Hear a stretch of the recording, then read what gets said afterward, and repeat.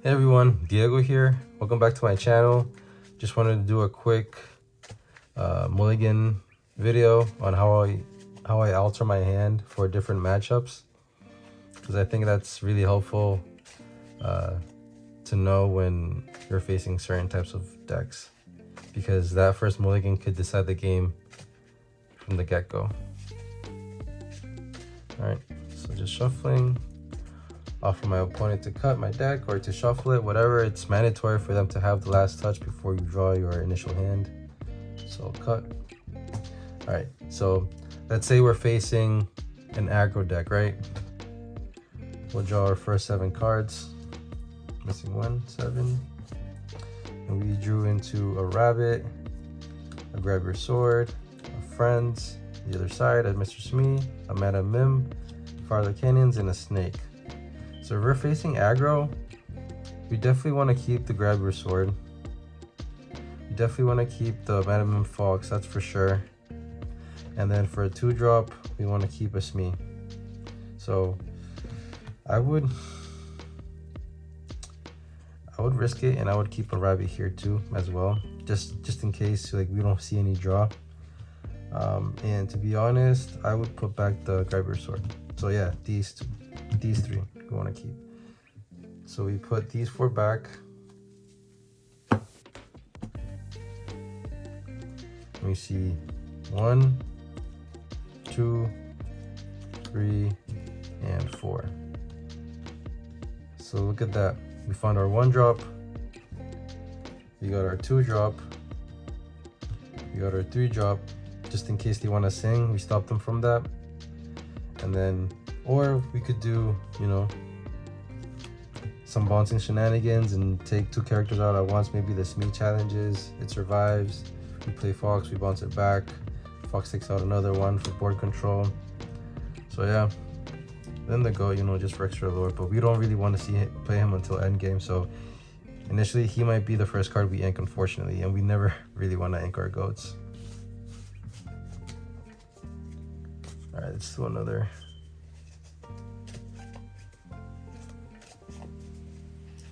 Another test.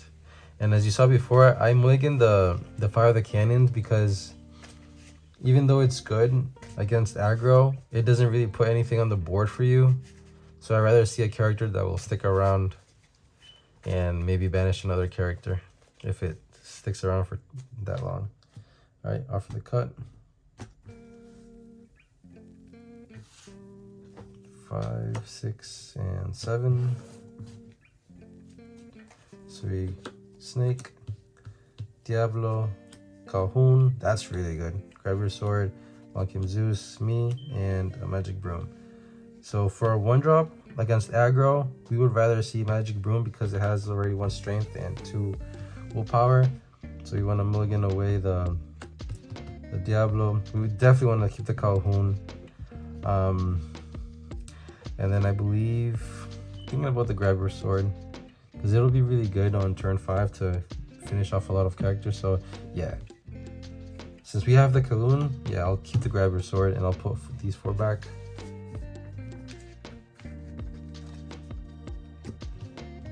Remember, this is against aggro, and we're putting 4 back. So we draw 1. Ooh, that's a really good hit. 2, 3, and 4.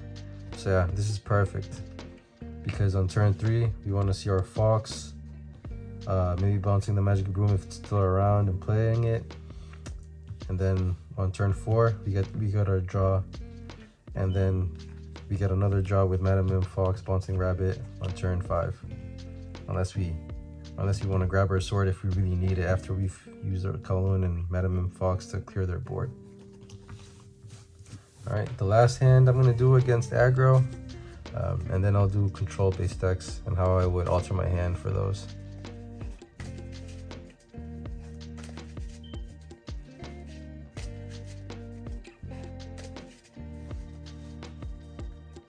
All right, mandatory cut or shuffle, whatever your opponent wants to do.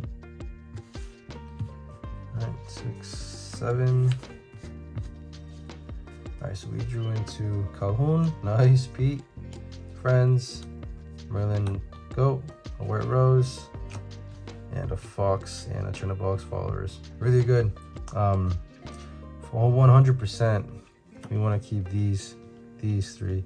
I would feel comfortable in mulligan these away. But to be honest, I'll keep the P just in case it's a song, hyper aggro with songs. So keep the P, and then I'll mulligan everything away. The goat, the white rose, and the friends. And then we get 1, 2, and 3. So immediately I know that Lawrence is going to be the first card that I ink away, because against aggro it doesn't really do much, because once it gets a hit it becomes 0 strength, and that's not really helpful for us. Always remember the 1-drops, you want to keep them around instead of questing and banishing, because they help control the board. So and against aggro you really want to keep board control, meaning that you have more characters in play than your opponent. So yeah. All right, now moving on to versing control decks.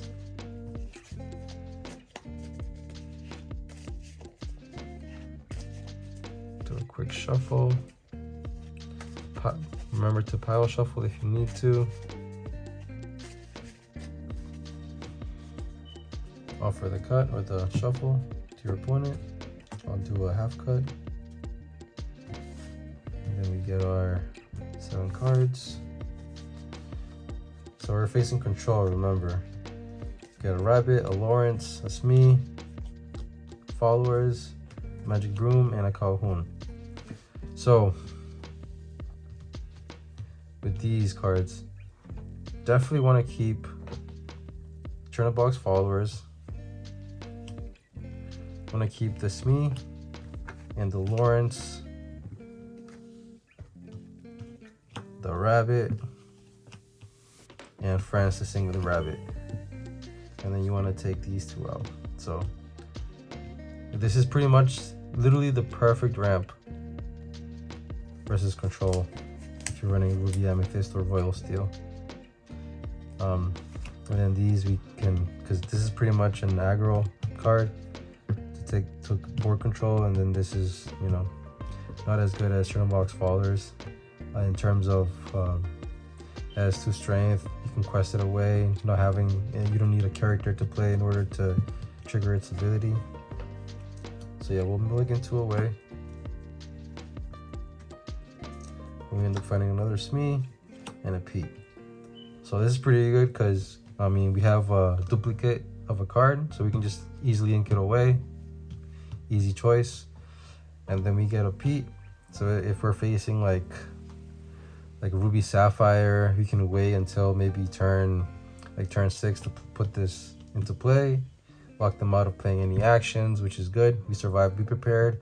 And usually by that turn, we have a pretty good board, since they don't have anything to, well, not usually have anything to contest our board until they start like banishing our characters, like in turn 5 and on, with their big characters like Maui, the ladies, the Meta Medusa or Lady Tremaine, and then be prepared. So we should be good by then. This is literally the perfect hand versus control. All right, let's do another shuffle. And always remember, if you're shuffling your deck before a game, like don't be staring at your deck. Just make sure to look away, or just not look at your deck, because that could seem like foul play, you know, making sure that you get certain cards at the bottom or at the top. So yeah, just for all fairness, just look away from your deck. All right, offer the cut. We cut. Draw 6, 7. All right, so we drew into friends, Smee, Pete, White Rose, Meta Mim Fox, and Merlin Rabbit, and a Train of Box followers. So here we found already our 1-drop, our 2-drop, I think White Rose here would be good. And then we could have our 4-drop and Friends. As you can see, this deck is really consistent. I run 10 1-drops, and then I run, let's see, I run 11 2-drops, like 20 3-drops, and then just Rabbit and Goat as my characters. I run a full playset of both, and then also 4 Zeus, so we'll see there. And if we haven't seen them, we'll see them because, you know, it's 4 turns away. And then our Friends, the same with Rabbit on turn 5. Then these, I'm thinking about mulliganing away. It depends on our matchup. If we're playing Ruby, actually no, I would definitely mulligan both of these away because I don't want to ink a peak and then not see it when I need it or have to ink it.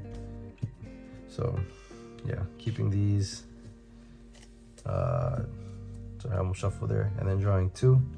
Not exactly what we need to see because now we need to ink one of the cards that we were planning on using. So unfortunately, that would mean we would have to ink Friends on the other side for our ink 1, and then hopefully we get an inkable card. Yeah, so see. Yep. But yeah, it happens. It happens. So let's put these away. At least we found our ramp, so that's pretty good.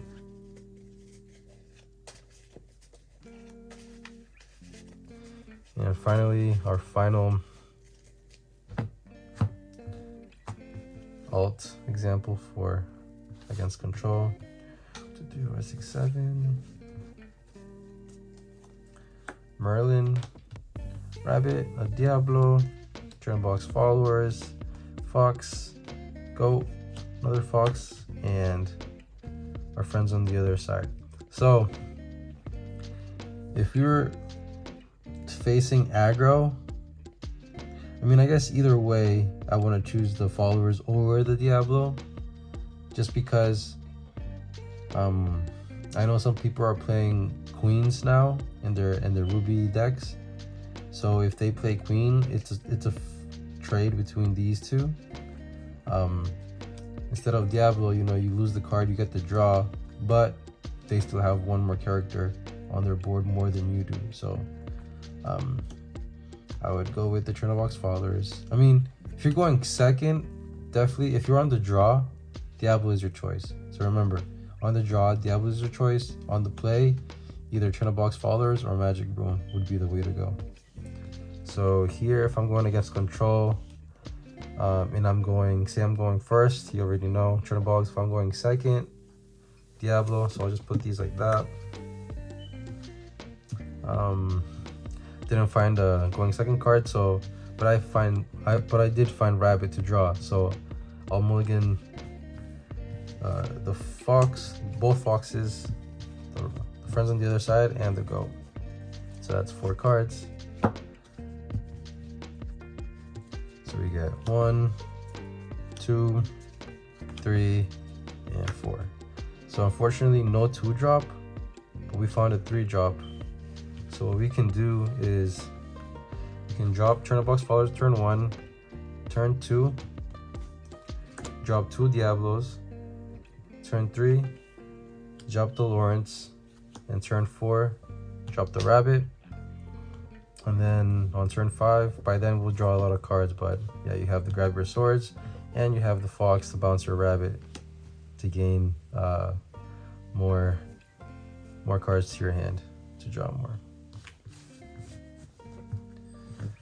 Alright, that was it. That was the quick video showcasing my alt method and my methodology behind altering my hand. I hope that helped even a little bit. I know it was a quick one. If you want more videos like these, let me know and I'll for sure post them. Alright, thank you and happy questing.